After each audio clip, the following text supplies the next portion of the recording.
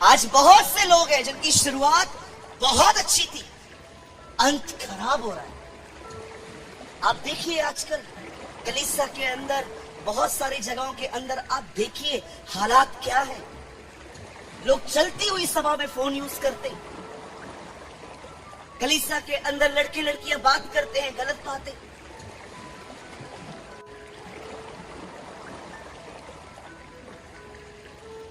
मसीह लोगों की गर्लफ्रेंड से एक को मैंने कहा ये गलत है, बोलता है एक ही तो रखिए। मैंने कहा और क्या 15 रखेगा? एक को मैंने समझाया भैया तू क्या कर रहा है, मैं उसके बगैर जी नहीं सकता। क्या अगर वो मुझे नहीं मिली तो मैं मर जाऊंगा, मुझे ऐसा बोला। मैंने कहा चल मैं मारता हूं तुम्हें, चल। ये जिंदगी है? Is this your life? क्या परमेश्वर ऐसे संबंधों को आशीष देता है? Did God bless these filthy relationships?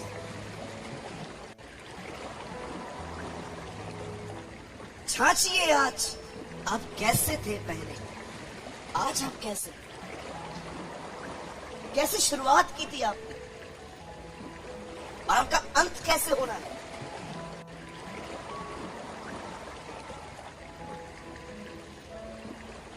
Bible बताती है एक दिन शाऊल राजा अपनी सेवकाई में खत्म हो गया। जब उसका आज्ञा पालन खत्म हो गया, परमेश्वर उससे फेडअप हो गया। फेडअप का मतलब होता है परमेश्वर ने उस पर आशा छोड़ दी। परमेश्वर ने देखा ये बंदा मेरे खिलाफ काम करता है, और बाइबल बताती है उसने एक लड़के का अभिषेक किया जिसका नाम था दाऊद। आप जानते हो दाऊद का अभिषेक हुआ, दाऊद ने गोलियत को मारा, एक बड़े दानव को। उसने सिकलग में लड़ाइयां जीती, उसने ए नगर जीता, उसने हेब्रोन जीता, उसने पूरे इस्राएल पर जंगे कर करके फतेह पाई, उसने सब कुछ किया। पर आप जानते हो यही दाऊद जब अपने बेटे के डर से यरूशलेम छोड़ के भाग रहा था, तब भागते भागते उसे एक व्यक्ति मिलता है। उसने उसे कहा तू कुत्ता है। उससे दाऊद को पता है क्या कहा? You are a dead dog, तू एक मरा हुआ कुत्ता है। वो शाऊल के खानदान का था, और वो उसे ऐसे से कह रहा था। योआब उसका सेनापति वही खड़ा था, वो दाऊद को कहता है तू बोल, मैं इसके सर को अलग करके आऊं धड़ से। दाऊद कहता है नहीं, रहने दे, प्रभु ने इसको अलाउ किया है मुझ पे चढ़ाई करने के लिए। कितना दाऊद यहाँ पर आत्मिक दिखता है कि वो क्षमा कर रहा था। लेकिन यही दाऊद जब मरने पर था, अपने बेटे सुलेमान को कहता है सुन, तुझे एक काम करना है। पापा क्या? Go and kill this grey hair man, जा उस पक्के बाल वाले शिमी को मार दे। आप बिलीव कर सकते हैं एक व्यक्ति ने शुरुआत कैसे की थी? गोलियत को मारा, पूरे इजराइल पर फतेह हासिल की। वो इतना शुद्ध व्यक्ति था कि 13 साल तक उसके ससुर ने उसे परेशान किया, और उसकी मौत पर वो विलाप कर रहा था कि वो क्यों मरा। आप जानते हैं उसका अंत कैसे हुआ? किसी को क्षमा न करके, ये उसका अंत था। बहुत लोग बिलीव ही नहीं करते। दाऊद जिसके गीत गाते हैं हम, ओ मेरा कटोरा उमड़ रहा है, उसका लेखक, हाँ उसके लेखक का अंत ऐसे हुआ। सुलेमान, जानते हो उसकी शुरुआत कैसे हुई? लड़का था वो, उससे प्रार्थना की प्रभु से। आप विश्वास करेंगे सुलेमान ने परमेश्वर से मुलाकात की थी। लिखा है प्रभु उसके सामने प्रकट हुआ, और प्रभु ने उसको बोला बोल तुझे क्या चाहिए। वो कहता है प्रभु तेरी इतनी बड़ी प्रजा है, इनका न्याय करने के लिए, इन्हें समझने के लिए मुझे बुद्धि दे, मुझे समझ दे, अच्छा विवेक दे। परमेश्वर उससे कहता है मैं तुझे दूंगा, लेकिन जो तूने नहीं मांगा है ना, मैं तुझे वो भी दूंगा। मैं तुझे पैसे दूंगा, मैं तुझे महिमा दूंगा। आप सोचिए एक आदमी की शुरुआत क्या हुई। खुदा उससे मिला, और वो लड़का इजराइल को संभालता था। पर जानते हो, इसी लड़के ने एक अन्य जाति स्त्री से शादी की। जैसे आज भी मसीह लोग अन्य जातियों में शादियां कर रहे हैं, वो मसीहों से नहीं किसी से भी शादी कर लेते हैं। और आपको पता है, इस लड़के ने एक अन्य जाति लड़की से शादी की और उस लड़की ने उसे मूर्ति पूजा करवाई। और आप जानते हो, दाऊद का बेटा लास्ट में मूर्ति पूजा करने लगा। क्या शुरुआत थी लोगों की। They killed the giants. उन्होंने दानवों को मार दिया। इस लड़के को देखो, प्रभु से मिला था और अंत में आप जानते हो, 1000 औरतें थी उसके पास, 300 बीवियां, 700 रखैलियां। अपने भोग विलास के लिए इतनी लड़कियां रखी उसने।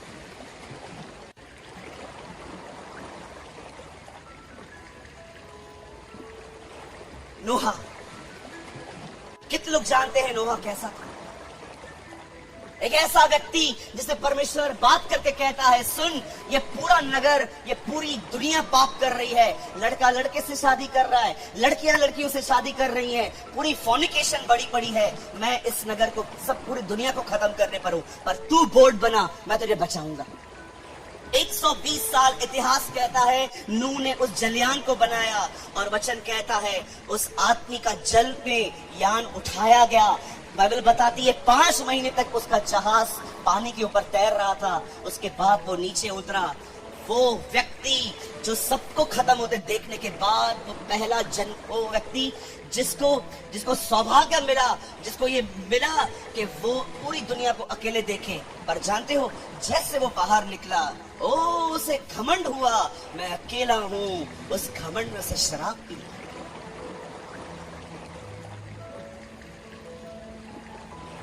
शराब पीने के बाद बगैर कपड़ों के सो गया। उसके बड़े बेटे ने हर एक को बता दिया, लेकिन छोटे ने उसके तन को ढाका। आप बिलीव करेंगे, वचन कहता है उसने अंत के दिन में शराब पी।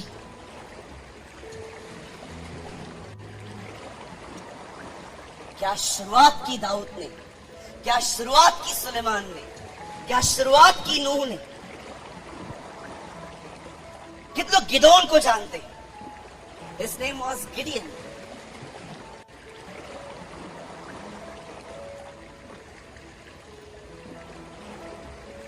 उन दिनों में इजराइल के लोग गुलामी में थे, फिलिस्तीनियों के वश में थे। परमेश्वर गिदोन पे प्रकट होता है और कहता है, हे गिदोन, हे शूरवीर सोरमा, उठ, तुझे लड़ना है। पहले के दिनों में वो विश्वास नहीं कर रहा था, पर उसके बाद बाइबल बताती है उसने विश्वास किया परमेश्वर पर, उसने इजराइल पे फतेह पाई, उसे जीत दिलाई। पर आप जानते हो उसका अंत कैसा हुआ? अंत के दिनों में वो खड़े होके कहता है, हे इजराइलियों, 40 साल तक मैंने तुम्हारी सेवा की, अब तुम्हें भी मेरे लिए कुछ करना है। अपना अपना सोना मुझे दो। भरी पड़ी है बाइबल ऐसे लोगों से जिनकी शुरुआत आत्मा में हुई, अंत शरीर में हुआ। और बताऊं, यहोशापात, वचन कहता है वो उपवास रख के प्रभु को ढूंढने वाला व्यक्ति था। आप पढ़ के देखिए, अंत में उसने भी मूर्ति पूजा की। आज मैं आपसे पूछना चाहता हूं, यहां पर जितने भी लोग बैठे हुए हैं, मुझे बताइए, जितना आप खुदा के पहले करीब थे, क्या आज आप उसके करीब हो उतना? कहीं ऐसा तो नहीं है आपके साथ भी वही हो रहा है जो उनके साथ हुआ? शुरुआत बड़ी अमेजिंग की, लेकिन अंत उतना ही बुरा हुआ उनका। आप जानते हो, यहां देखिए, हमारी प्रॉब्लम क्या है? व्हाट इज अवर दिक्कत? हमारी दिक्कत क्या है? कहिए, हम विश्वास करते हैं प्रभु के आने में बड़ी देर। ये हमारी प्रॉब्लम है। That is our problem. अब मैं जो बता रहा हूं, ये बाइबल में नहीं है, ये जस्ट एक स्टोरी के तौर पे बता रहा हूं ताकि आप बातों को समझ पाए। एक दिन नरक में एक मीटिंग चल रही थी। बोलिए, नरक में मीटिंग चल रही थी। शैतान खड़ा हुआ, सारी दुष्ट आत्माएं बैठी हुई थी। शैतान ने कहा, आजकल मसीह लोग बड़े शाणे हो गए, Christians are in these days very smart. आजकल के जो मसीह लोग हैं ना, बड़े सयाने हो गए हैं, कुछ अच्छे प्रचारक आ गए हैं, इनकी आंखें खोल दी गई। अब ये सिगरेट नहीं पीते, शराब नहीं पीते, लड़कीबाजी नहीं करते, ड्रग्स नहीं लेते, ये नहीं करते, अब ये सारी चीजें छोड़ रहे हैं, हमारी दुकान कैसे चलेगी? एक दुष्ट आत्मा ने कहा, मैं बोलूं? शैतान ने बोला, हाँ बोल। शैतान जी, हमें काम करने के बारे में थोड़ा बदलाव करना पड़ेगा। क्या बदलाव करना पड़ेगा? ये बात तो मैं आपसे सहमत करती हूं कि ये सिगरेट शराब अब कुछ नहीं लेते। मैं एक को तो पान की ठपरी पे लेके गई, वहां से भी वापस आ गया। मैं कई लोगों को पिक्चर पे लेके गई, वहां से वापस आ गया। ये लोग ये करते नहीं है, तो अब क्या करें? मुझे लगता है शैतान, हमें ये काम करना चाहिए, हमें मसीहों के मन में एक विचार डालना चाहिए कि प्रभु है ही नहीं, ये जो तुमने विश्वास किया है ना, ये काल्पनिक बातें हैं खाली। शैतान ने उसकी आइडिया सुनने के बाद उससे कहा, ऐसा कीजिए। शैतान ने कहा, नहीं ये काम का नहीं है, ये लोग ये नहीं चलने वाला। फिर दूसरे दुष्ट आत्मा ने कहा, मेरे पास एक आइडिया। हाँ बोलो। मैं है ना, मैं लोगों के पास जाऊंगी, मैं उन्हें कहूंगी यीशु है। अच्छा है तुम्हारा विश्वास, यीशु है, लेकिन वो कभी मरे हुओं में से जिंदा नहीं हुआ था, वो मर गया। देखो वो नहीं मरा, इसीलिए तुम्हारे काम भी नहीं होते। शैतान ने कहा, नहीं ये भी आइडिया काम का नहीं है, ये लोग जानते हैं वो जिंदा है। तीसरे ने, हाँ बोलो। शैतान, मेरे पास एक अच्छा आइडिया है, मैं इस तरह से सारे मसीहों को हाथ में कर सकता हूं। क्या? मैं हर एक को कहूंगा प्रभु है, वो क्रूस पे भी मरा है, वो जिंदा भी हुआ है, लेकिन उसके आने में बड़ा समय है, ऐश कर। अरे चलता है करो, बहुत टाइम है। इसीलिए मुझे लगता है यीशु जानता था कि ये शैतानी बातें हैं कि यीशु के आने पर विश्वास करना कि वो बहुत देरी से है। इसलिए यीशु ने कहा, दुष्ट है वह दास जो इस बात पर विश्वास करता है कि उसके स्वामी के आने में बड़ी देर है। सुनिए, आप जानते हैं हम ठंडे क्यों पड़ते?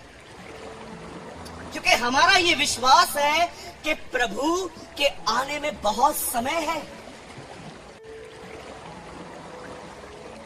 सुनिए, मुझे बताइए ये दुनिया कितने वर्ल्ड वॉर्स देख चुकी है? 1, 2 की 3? हाँ, 2 वर्ल्ड वॉर देख चुकी है दुनिया। सुनिए, यहां देखिए, आप जानते हो जब 3rd वर्ल्ड वॉर लगेगी, जब तीसरा विश्व युद्ध होगा, वो कहां से होगा? वो कहां से शुरू होगा? तीसरा विश्व युद्ध कहां से शुरू होगा? सुनिए, इन दिनों में एक रब्बी जो इजराइल में रहता है, वो उसी प्लेस पे गया है जहां पर प्रभु का मंदिर बनेगा। उसने वहां पर जाके एक स्टेटमेंट भी कही है, आप गूगल करके देखिए, वो लिखा हुआ है वहां पर कि मंदिर तो हम यहीं बनाएंगे, इसी जगह पे जहां पर ऑलरेडी कुछ बना हुआ है।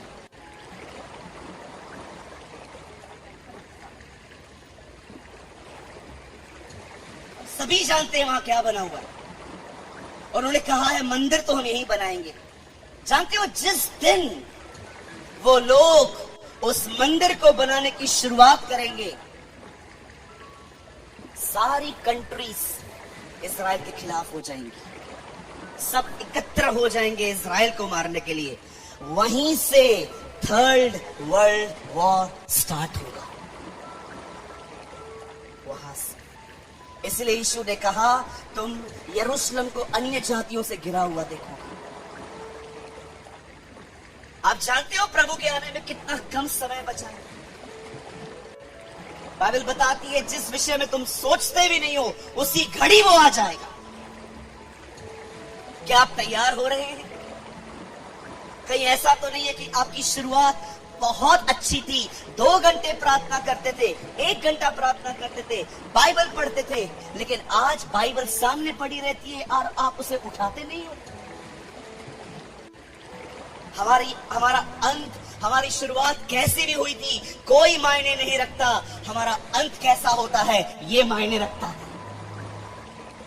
आप जानते हो यहूदा इस्करियोती कौन था? Who is Judah? हमारी मसीहत का एक बदनाम नाम है। कितनी बहनें हैं मुझे बताइए, अब अपने बच्चे का नाम यहूदा इस्करियोती रख सकते हैं?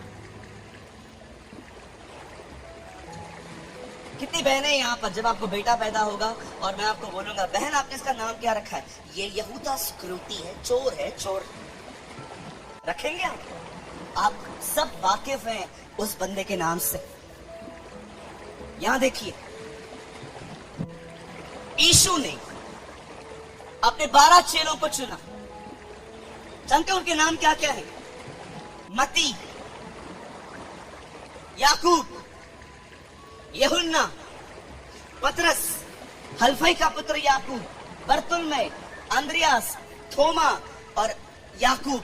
आप जानते हो अंत में एक नाम है, वहां लिखा है यहूदा इस्करियोती। और आपको पता है यहूदा इस्करियोती के नाम से एक लाइन जुड़ी हुई है, आप पढ़ के देखिए, और किसी के नाम से कोई लाइन नहीं जुड़ी हुई है। एक यहूदा इस्करियोती है जिसके नाम से एक लाइन जो है एडिशनल है, वहां पर लिखी हुई है। वहां पर लिखा है और यहूदा इस्करियोती जो उसका पकड़वाने वाला बना। ये नहीं लिखा गया है उसका पकड़वाने वाला था, वहां लिखा है वो बना। इसका मतलब वो पहले जब प्रभु के पास आया था वो उस समय साफ सुथरा था, लेकिन जानते हो अंत में वो क्या बन पाया? प्रभु को पकड़वाने वाला बना। आप सोचिए मेरे भाइयों, मेरी बहनों, उसने क्या शुरुआत की थी। उसने दुष्ट आत्माएं निकाली थी, बीमारों को चंगा किया था, उसने यीशु को अपनी आंखों से देखा था कि वो कैसे मुर्दों में से जिंदा होता है। लेकिन आप सोचो उसके साथ रहकर भी वो नाश हो।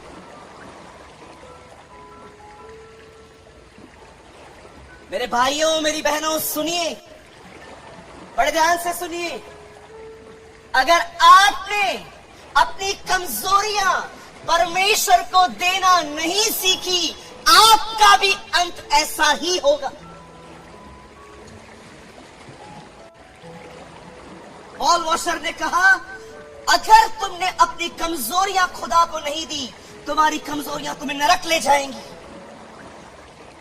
आज मैं आपसे पूछना चाहता हूं, यहाँ पर कितने लोग हैं जो हर दिन खुदा के सामने जाते हैं, कमरा बंद करते हैं, उसके सामने आंसू बहाते हैं कि प्रभु मैं रोज गुस्सा करता हूँ, मैं उसे क्षमा नहीं कर पाता, मुझ में जलन है, मैं बहनों को अच्छी नजर से नहीं देख पाता हूँ, खुदा मुझे इन पर जय दे। मैं आपको बताना चाहता हूँ, आप में से कितने लोग हैं यहाँ पर जो अपनी कमजोरियों को लेके परमेश्वर के पास जाते हैं। मेरे भाइयों, मेरी बहनों, मैं आप में से हर एक को कहना चाहता हूं, आज से बहुत साल पहले परमेश्वर ने मूसा को जलती हुई झाड़ी में दर्शन देके कहा, मूसा, हे मूसा। मूसा ऊपर आया और कहता है क्या आ गया? बोलता है सुन, मैंने अपने लोगों का चिल्लाना सुना है, मैंने अपने लोगों की पीड़ा सुनी है, मैं उतर आया हूं उन्हें छुड़ाने के लिए, तू वहां पर जा, उन्हें छुड़ा कर लेकर आ। उसने कहा नहीं, मैं नहीं जाऊंगा, वो लोग विश्वास नहीं करेंगे कि तूने मुझे वहां पर भेजा है। उसे प्रभु कहता है हाँ वो करेंगे, तू जा। उसके बाद मूसा कहता है अगर वो मुझसे पूछेंगे कि तुझे किसने भेजा है, उसका नाम क्या है, मैं तेरा नाम क्या बताऊंगा? परमेश्वर उससे कहता है जब वो तुझसे पूछे कि किसने तुझे भेजा है, उसका नाम क्या है, तब उन्हें बताना मैं इब्राहिम, इसहाक और याकूब का परमेश्वर हूँ। I am the God of Ibrahim, Isaac and Jacob. आप जानते हो उसके बाद बाइबल क्या बताती है? फिर भी मूसा नहीं मान रहा था, नहीं मैं उन लोगों को नहीं छुड़ाने जाऊंगा। क्यों? क्योंकि मुझे बोलना नहीं आता, मैं बद्दा हूं। वो कहता है मैं बोल नहीं पाता हूं। जानते हो उसके बाद प्रभु क्या कहता है? तू जा, मैं तेरे मुंह में होकर उनसे बात करूंगा, मैं तेरे मुंह के साथ रहूंगा। मुझे एक बात बताइए, यहां पर परमेश्वर क्यों कहता है उसे कि मैं तेरे मुंह के साथ रहूंगा? उसके साथ क्यों नहीं रहूंगा? आप पढ़ के देखिए, निर्गमन 4 अध्याय में लिखा है, परमेश्वर से कहता है मैं तेरे मुंह के साथ रहूंगा। ये सिर्फ मुंह के साथ प्रभु, मेरे पूरे शरीर के साथ नहीं, मैं तेरे मुंह के साथ रहूंगा। क्यों? क्योंकि मूसा ने कहा था मैं बात नहीं कर सकता। प्रभु ने उससे कहा मैं तेरी कमजोरी के साथ खड़ा रहूंगा। I will stand with your weakness। मैं आप में से हर एक को कहना चाहता हूं, मेरे भाइयों मेरी बहनों, हर दिन परमेश्वर के सामने जाइए, अपनी कमजोरियां स्वीकार करिए, उसे बताइए कि कैसे रोज रोज आप सेम पापों में गिरते हैं। मैं आपको कहना चाहता हूं, जो परमेश्वर मूसा के साथ खड़ा हुआ वो हमारे साथ भी हमारी कमजोरियों में खड़ा होगा। आपका अंत इस तरह नहीं होना चाहिए। आपका अंत पौलुस की तरह होना चाहिए, जिसने मरने से पहले अपने चेले तीमुथियुस को लिखा, मैंने अपनी दौड़ पूरी की है, मैंने अपने विश्वास की रखवाली की है, और मैं उस मुकुट को पाने के लिए जा रहा हूं जो परमेश्वर ने मेरे लिए रखा है। आपका अंत इस तरह नहीं होना चाहिए जैसे पुराने नियम के लोगों का हुआ। आपका अंत पौलुस की तरह होना चाहिए, जिसने अंत में कहा मैंने अपनी दौड़ पूरी की है, मैंने अपने विश्वास की रखवाली की है। और आप जानते हो किन लोगों का अंत महान होगा, महिमामय होगा? उन लोगों का जो हर दिन अपनी कमजोरियां खुदा के पास लेके जाते हैं। याद रखिए, यहां देखिए, लिसन टू मी। जब वो विधवा एलीशा के पास आती है और कहती है, हे एलीशा, मेरा पति मर चुका है, मेरे 2 बच्चे हैं, मेरे पति ने हमें कर्जे में छोड़ दिया है, और रोज लोग आते हैं पैसे मांगते हैं, हमारे पास नहीं है एलीशा, और वो लोग धमकी देते हैं कि वो मेरे बेटों को ले जाएंगे। आप सोचो, उस बहन की हालत सोच के देखिए, जो अपने पति को खो चुकी है, अपने बच्चों को देख देख के जिंदगी जीती है, और अब वो लोग कहते हैं हम तेरे बच्चों को भी ले जाएंगे। और जानते हो एलीशा ने उससे क्या कहा? बहन, आपके पास क्या है? कहती है, ब्रदर, मेरे पास सिर्फ और सिर्फ थोड़ा सा ऑयल है। वो उसे कहता है, जाओ, जितने बर्तन तुम्हारे पास हैं वो निकालो और भी बर्तन लेकर आओ।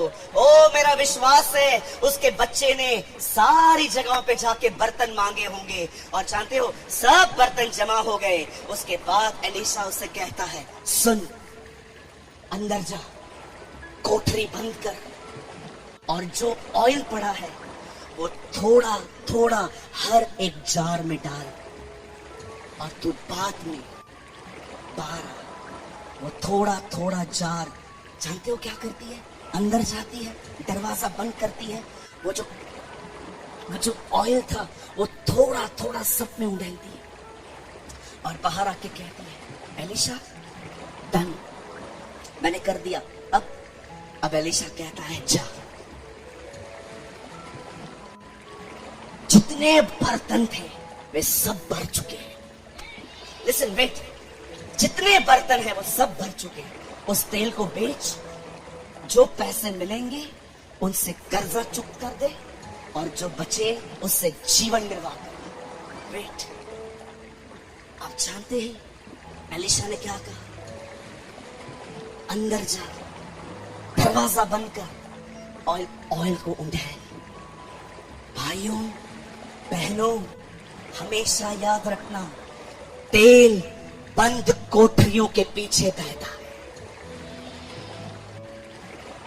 जब आप अपने आप को परमेश्वर के सामने ले जाएंगे, दरवाजा बंद करेंगे और उसके सामने अपनी कमजोरियां उंडेलेंगे, मैं आपको बताना चाहता हूं, जैसे आप उसे अपनी कमजोरियां बताएंगे, अपने गुप्त पाप बताएंगे, अपना गुस्से वाला नेचर उसे दिखाएंगे, हाँ प्रभु मैं ऐसा हूं, मैं आपको बताना चाहता हूं, बंद कमरों के पीछे तेल बहता है।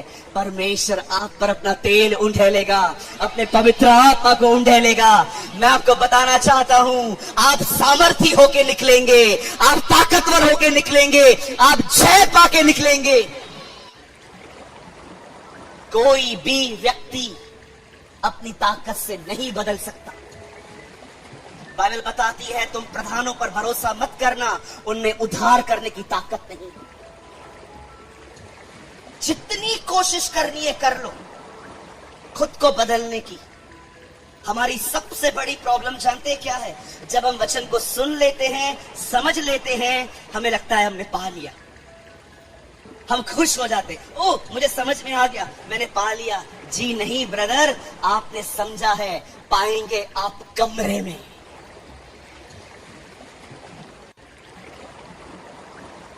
कितने लोग हैं यहां पर, मुझे बताइए, जो परमेश्वर के सामने अपनी कमजोरियां उड़ेलते।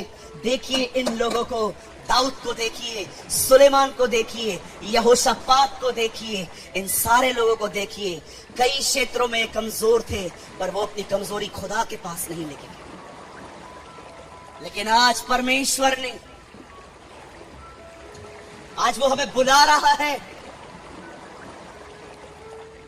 जानते हो पवित्र आत्मा क्यों दिया गया है? कौन है पवित्र आत्मा सूरज भाई? क्या करता है वो? सुनिए, पूरा पुराना नियम पढ़िए। परमेश्वर एक व्यक्ति के आने की प्रतिज्ञा कर रहा है। मेरा बेटा आएगा, मेरा बेटा आएगा, कुंवारी से जन्म लेगा, वो तुम्हारे साथ आएगा, वो तुम्हें चंगा करेगा, वो तुम्हें दुष्ट आत्माओं से निकालेगा, वो तुम्हें बुद्धि देगा, वो तुम्हें राज्य में ले जाएगा। सारी पुरानी नियम की किताबें एक व्यक्ति के बारे में परमेश्वर कहता आया, जीसस, यीशु, यशुआ, यशुआ मसीहा का। बाइबल बताती है वो आएगा, वो आएगा, वो आएगा, वो आएगा। और जब 2000 साल पहले उसका बेटा आया, वो एक ही बात कह रहा था, पवित्र आत्मा आएगा, पवित्र आत्मा आएगा, पवित्र आत्मा आएगा। और आप जानते हो वो ऊपर चला गया, पवित्र आत्मा आया। और वही पवित्र आत्मा आज कह रहा है वो बादलों पर आएगा, वो बादलों पर आएगा, वो बहुत जल्द बादलों पे आएगा। सुनिए, जानते हो वो पवित्र आत्मा आपको क्यों दिया गया है? सुनिए मेरी बात को। बहुत साल पहले जब परमेश्वर ने मनुष्य को बनाया, तब परमेश्वर ने देखा कि इंसान अकेला है, उसके लिए एक सहायक बनाना है। प्रभु ने उसके लिए एक पत्नी बनाई, जिसका नाम परमेश्वर ने कुछ और रखा, आदम ने कुछ और रखा। Adam called her Eve. God called her helper. आदम ने उसका नाम रखा हवा। पर आप जानते हो परमेश्वर ने उसका नाम हवा नहीं रखा, परमेश्वर ने उसका नाम रखा था सहायक। किन चीजों में वो आदम की सहायता करती थी आपको पता है? मुझे लगता है वो बहुत सारे कामों को जो बाहर के तौर पे होते हैं, खेत में काम करना, कुछ पेड़ से तोड़ना, अलग अलग काम करवाना, जैसे आप बहनें करती हैं, वो अपने पति को हेल्प करवाती थी, मदद करवाती थी। इसीलिए परमेश्वर ने कहा था वो सहायक है, वो तेरी सहायता करेगी। प्रभु कहाँ सहायता करेगी? बाहर, आउटसाइड। लेकिन आप में से कितने लोग ये बात जानते हैं, जब यीशु मसीह उठाए जाने पर था, उसने एक रात पहले चेलों से कहा, मैं जा रहा हूं, मैं पिता से प्रार्थना करूंगा, तो परमेश्वर तुम्हें सहायक दे। आप जानते हो यीशु मसीह ने पवित्र आत्मा का क्या नाम बताया? सहायक। मेरे भाइयों, मेरी बहनों, मैं आप में से हर एक को बताना चाहता हूं, आदम की पत्नी हवा उसकी सहायक थी और वो उसको बाहरी तौर पे मदद करती थी। पवित्र आत्मा वो सहायक है जो आपके अंदर भेजा गया है, ताकि आपको अंदर की कमजोरियों पर जय दे, सहायता करे।